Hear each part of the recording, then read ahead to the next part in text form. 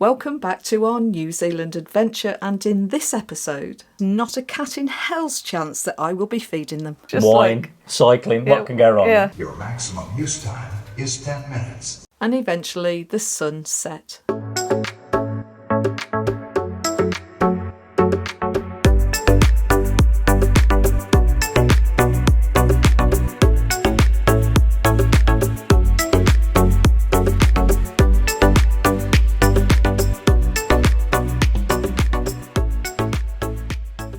We wake up at the Spring Creek Holiday Park campsite, which is north of the town of Blenheim, where we have booked in for 2 nights. And it's a busy, compact little site, with all the usual facilities plus an outdoor pool, although unfortunately it's a little cool for that today. This campsite was once part of 1,200 acres of land in Spring Creek in 1850 for growing of wheat, and in 1863 the mill and the house were built. It's 52 New Zealand dollars for 2 people on a powered pitch, so about 25 UK pounds. Now the 2 pitches backed onto the creek, but what I didn't know was that it was the home to Eddie and his mates. And I find them really dark and menacing, and there is not a cat in hell's chance that I will be feeding them. But I just can't tell them how big they are. To want feeding. So the main event of the day was we'd organised a wine tasting. Well, wine tasting tours to me, when we lived in Australia, was like you get carried off. Off the bus or the boat. In fact, my ex-husband took my dad on his stag night and came back without my dad. There you go. Yeah. I'll try and lose Jane. He did turn up eventually. But, yeah, so they're really... So I was a bit sort of wary is a good way to put it, yeah. But I needn't have worried. So that's not too far. It was actually literally a 5-minute bus ride from the and they come and collect you in the shuttle bus, so they take you off to the site, which is really good, because that means they'll take you there, take you back, which is even better, or drop you off or kick you out the van, depending on what state you're in. No, we were all sort of excited by it and so we booked and we're going to do the wine tour actually on our own, so we're not going to go around with anybody. We hired some bikes, so we decided to do the tour ourselves and cycle from vineyard to vineyard. Yeah, which you immediately is a red flag. It's just wine, cycling, what can go wrong? Yeah. You don't get a lot of wine tasting though. I must say they were particularly stingy on the wine, because the wine tastings I've been on, you get a good old glug. Yeah. But these were literally just a little mouthful. So we had a cycle helm, which was probably quite useful if we've obviously had any problems with the wine tasting and that. So we had that, and the other thing we wanted to do was tick a thing off our bucket list. Was we keep talking about it. Didn't we thought it might be fun to go on a tandem, which we've never done. Yeah, so we hired the tandem. It was from Marlborough Bike Hire, and you just go and obviously get your bikes to go through the, obviously how to ride a bike and all that type of thing. The only thing I'd say is go from vineyard to vineyards. You can go on the roads, but they're bloody busy roads around there. Some big they lorries are. that go The only past. thing I would say is that it is the most sober wine tour I've ever been on. So there's but I think probably you'll have had a glass of wine out of the 4. Yeah, we went on the roads just at the start, but from that point onwards, you can get from vineyard to vineyard by going on the cycle tracks, basically. So you need to plot your route right, I would say. So we sort of set off, and it took us a bit to get used to. It's very much a team game on a tandem, because you have to be together. No, you don't, because you have got. We have to push off together. Well, you have to push off together, obviously, but when you don't know when he's going to turn. I was in front, so all of a sudden I've got no control over the handlebars that I'm holding, which is really horrible. We had a laugh. It was a real good laugh. So I'd recommend going on the bikes, because it's a good laugh. I say if you can get a tandem, even more of a laugh, because as Jane said, we had some fun. She stared at my backside for most of the time while she was pedaling. No, I was staring at the road. So we toddled off, and we got to the first one, and you go around and you can buy, I think it was the first one. I think it had 7 glasses of wine, but they're literally all very small. So we've ended up with 7 glasses of wine. So what's smoother than the sea? taste what you want to taste and don't taste what you don't want to taste, basically. So there was selections of red whites in particular. I think there was a lot of whites and some rosés. I don't think it was so much renowned for its which is a shame. red. I'm a red wine drinker. That's a shame. Yeah. Did you pick that up? Yeah, and you can also get little plates of food as well if you want to. You can order those. So that's quite nice just to have that little selection as you go around. And then I'll tell you about the wine as well.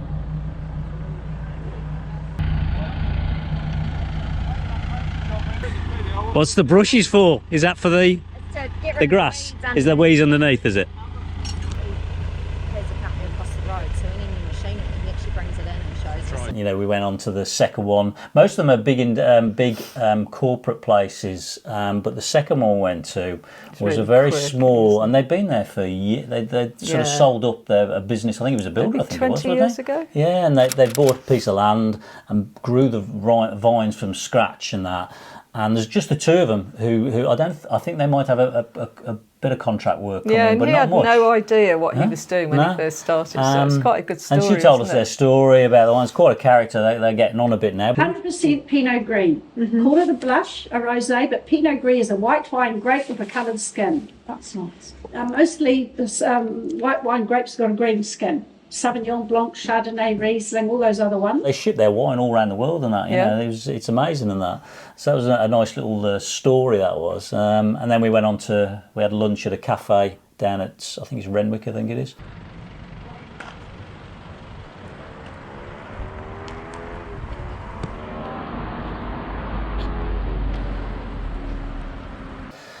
Which had a nice lunch there. And then we did two more tastings on the way back. Here comes the koala kid.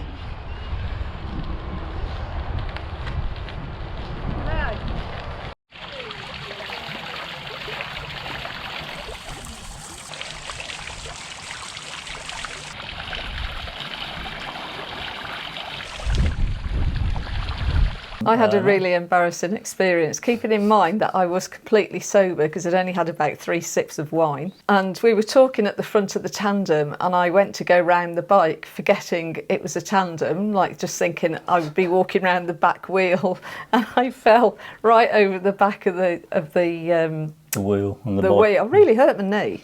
And to make it worse, there's two ladies sat in and they obviously know you're on the wine tour. And there's two ladies sat in the car just in front of me, and I was like, going, I'm not drunk. You can imagine what they were thinking. Yeah, and I wasn't. So we went, sort of cycled back to where we got the bike from. There's a little centre there, and we went and had a little drink out the back. So there's a little shop and a cafe at the back there as well. So again, it's a place to to go and visit as well. So would you do it again? Yeah, it was a nice little event for the day, and I don't think it was too expensive. I think it was nice to do that type of thing, you know. So recommend it in that area. I think that whole area is well known for winemaking and that. So there's several tours you could do. We won't be getting a tandem because you've actually said in the past, haven't you? Should we get a tandem? Should we we're not getting a tandem. No, it's too. I don't think you'd like it. No, because it's got no control over the steering, that's right. So all I got was earache all the way around and shrieking. If you're in the area, definitely do it. And we went back to the site, had the meal that day, ready for the following day to get closer to the ferry at Picton, really, which is the following day. Going quick, isn't it? Yeah, That's absolutely. the only downside. Yeah, it's sort of the end of South Island. We're sort of now 2/3 the way through the holiday, really, and we suddenly realised, blimey, it's all gone in a flash before you know it. When you first get in the van, you think, I've got so many days in it, and then before you know it, they've ticked along. The way. Yeah. So.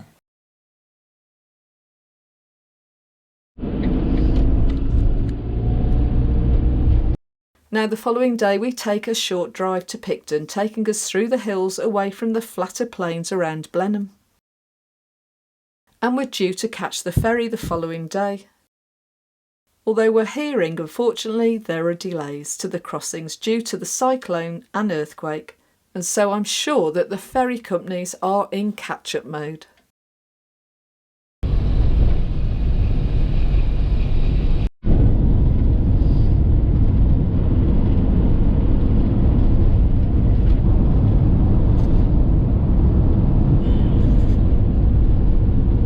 We're a little too early as always to book our campsite as we want to go for a walk around Picton itself today.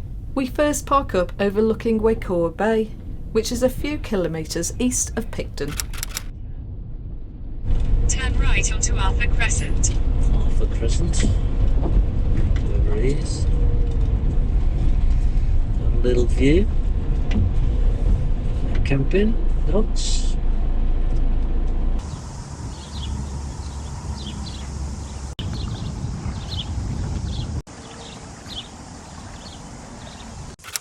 We finally get settled into the Parklands Holiday Marina Park, and I'm sure that many people use this site as a stop-off to catch the Inter-Islander ferry. The site is about a 40-metre stroll to Picton, so on the way down we take the roadway walk. It's a bit of a drizzly, humid vibe to the weather today. And that house on the hill would have a spectacular view down onto Picton. And these houses have a unique 70s look about them. Picton has a really good share of shops, cafes, restaurants and bars, and some outdoor entertainment.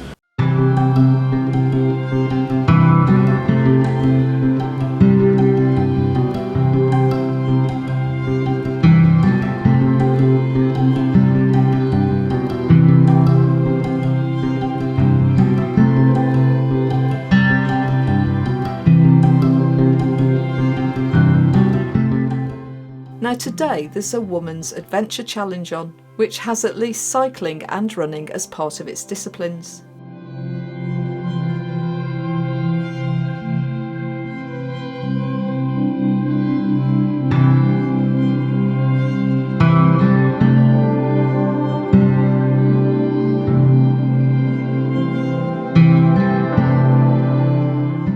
And the space-age toilet has to be tried out.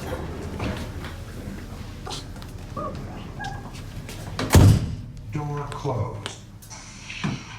Door locked. Your maximum use time is 10 minutes.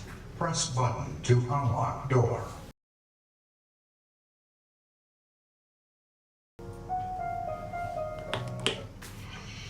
And it's time to walk back, but this time we're going to follow the trail.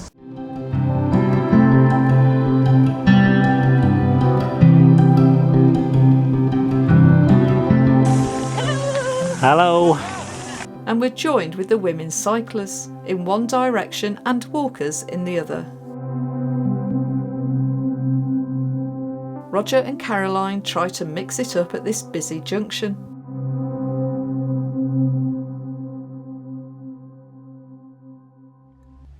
And as ever is the way, the following morning we're very early for the ferry, and this time it works in our favour, as our ferry is at least 3 hours delayed. Morning. Do I need that off? Do I keep that door? Yep. Alright mate. Thank you.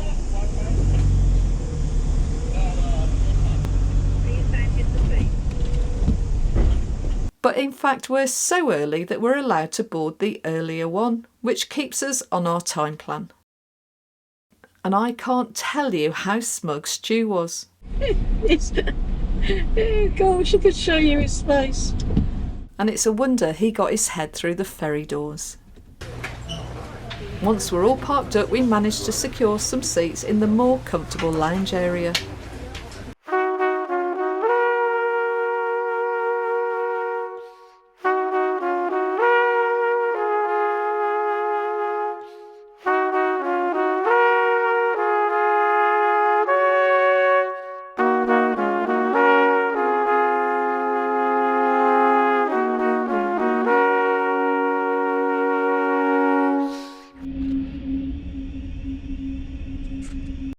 We don't hang around in Wellington, and once we've done a food shop we head out. And we're heading towards a site at Wanganui. Left onto the slip road. As we drive higher we hit mist and drizzle, but it soon clears with blue skies breaking through.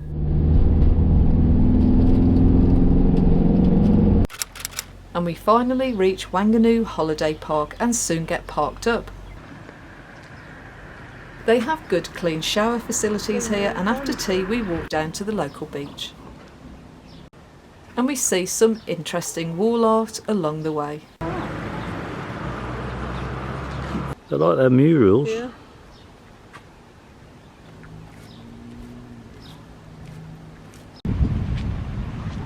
Now little did we know at this stage that we were in for a spectacular evening that just kept giving. What's the place called we're at? Wanganui. So we finally reached Wanganui. Took us a few hours to get here. It seemed a longer drive actually, mainly because we're on motorways that are a bit featureless, I guess. We just parked up at the holiday park. There is actually a freedom park here which we didn't know about, to be honest. It wasn't on any of the maps. We just come down to the beach and it's very much looks like a volcanic beach. It's that dark sand and some fantastic wood piles here. Just unbelievable. It looks like we might get a great sunset. The wood piles that you can see are almost like a dinosaur graveyard. And they provided a really natural photographic studio.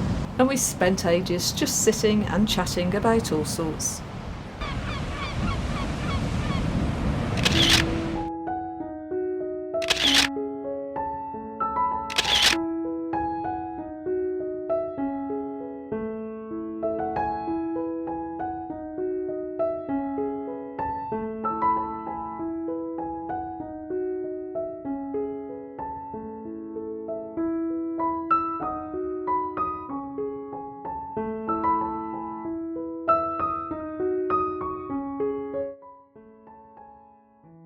And meanwhile, in the background, New Zealand quietly got on with creating the perfect sunset.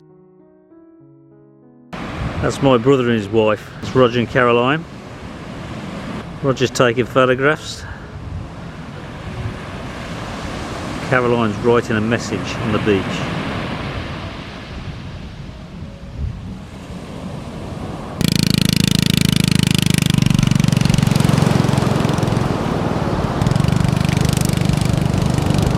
And the colour and cloud formation changes were just unbelievable.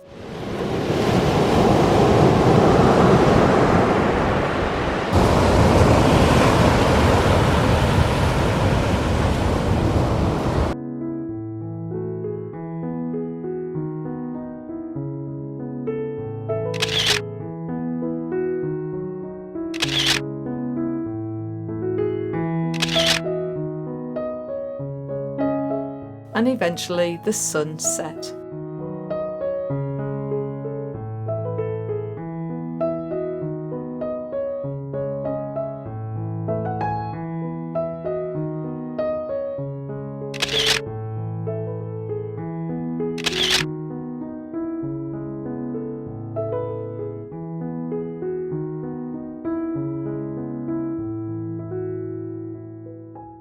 And it's amazing how fast it disappears over the horizon.